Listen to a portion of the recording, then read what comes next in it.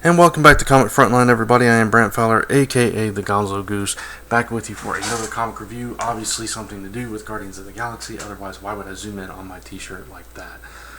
Just for the fun of it? Maybe. If you know me, you know that's true.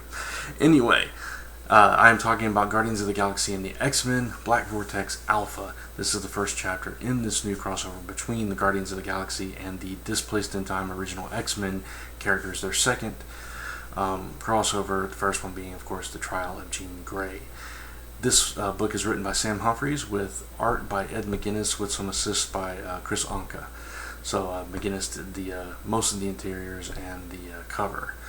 So as this issue opens up, we get a little brief history of what's going on with Peter Quill, aka Star-Lord, and his father, the Knife, as he is now calling himself, and how he's gathering troops to retake over the universe. Throughout the issue, we get these just an occasional, like 2 or 3 flashbacks to like a billion years ago. I can't remember the exact time period, but it was like a billion years or something like that. To this planet where this monolith basically was standing there, some celestial being just standing there, as the people on this planet kept trying to reach the stars and they couldn't, and finally it opened up and changed everybody, and then eventually it just leaves one person. And so we see the destructive force of this, because this black vortex is basically a mirror that transforms you into your most powerful self, but there are side effects, and that's what the Knife is after. And he has offered Thanos' son Thane the opportunity to use this as well. And Peter Quill and Kitty Pryde have infiltrated, but they realize they are outgunned because all of the Knife's forces have taken new shape, new form. So they call on both the rest of the Guardians of the Galaxy and the X-Men trying to combat this. And without giving too much away, there is an altercation between the Knife's forces and the combined forces of the Guardians of the Galaxy and the X-Men, as they start realizing what this device is. Storm is all for destroying it because she doesn't want to use it, but one of the other characters is all for using it, and that's the cliffhanger we get at the end of the issue. I won't say who or what happens, but that's leading us into, I think the next part takes place in Guardians of the Galaxy issue 24, and then it'll go back and forth, and then it'll be a wrap-up issue. It'll go back and forth between I'm assuming All New X-Men or Uncanny X-Men, one of the X-Men books. I can't remember which one. But as a start to a story, I thought it was really well done. I enjoyed the writing here. I thought there was there was an interesting scene at the beginning where Rocket Raccoon was a game master, and they were basically playing a D&D type game, and everybody was arguing that the Krees can't breathe fire, and he was trying to argue that he's the game master, and in this game they can breathe. So it was a fun little aside that they're defending the galaxy, but they have time for a game night. I thought that was pretty cool, pretty fun idea, and there's some witty banter throughout the issue like that that's really good. You really get the personalities of all these characters, and there's a lot of characters involved, but every single one of them seems to be different and unique, and Humphries has really done a really good job at capturing each one of the characters that had a speaking role, because there were a few that didn't. The art was pretty decent throughout.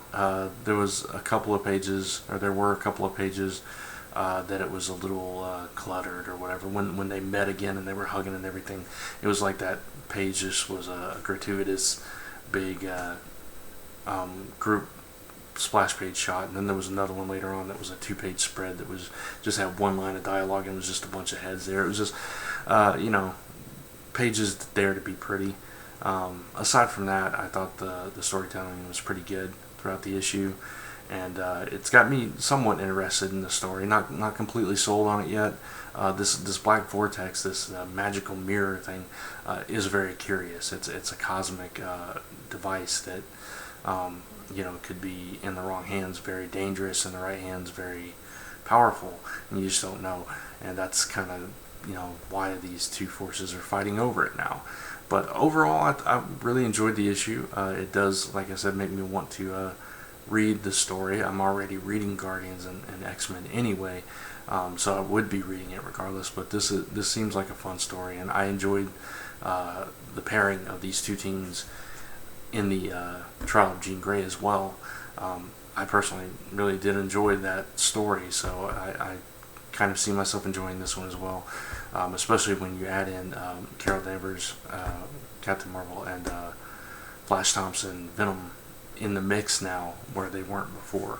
So it just adds another element to this, and seeing what these transformed minions of Star-Lord's father can do, and where Thanos' son comes into play, and how that interaction between him and Drax might take place. I'm very curious to see what happens with the story. There's a lot of places they could go. So for a first issue, and for a kickoff to this story arc, I thought it was really well done, and I'm going to give it a 4 out of 5. I was really impressed with it. So I highly recommend checking it out if you're a fan of the current Guardians of the Galaxy team or the X-Men team. I think you will enjoy it. Not a perfect book by any stretch, but definitely good enough to be a 4. So that's my review for Guardians of the Galaxy and X-Men Black Vortex Alpha.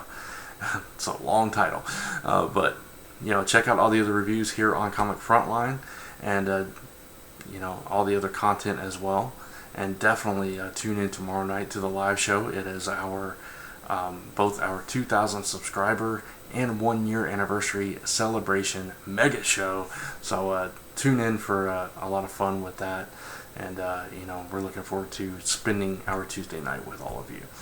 So until then, please check out comicfrontline.com, comicrelated.com, Frontline Gaming Zone, Zone4Podcast.com to gather all your number one source for all your comic news, reviews, podcasts, and so much more. And until next time, thanks for watching, and I'll see you in the next video.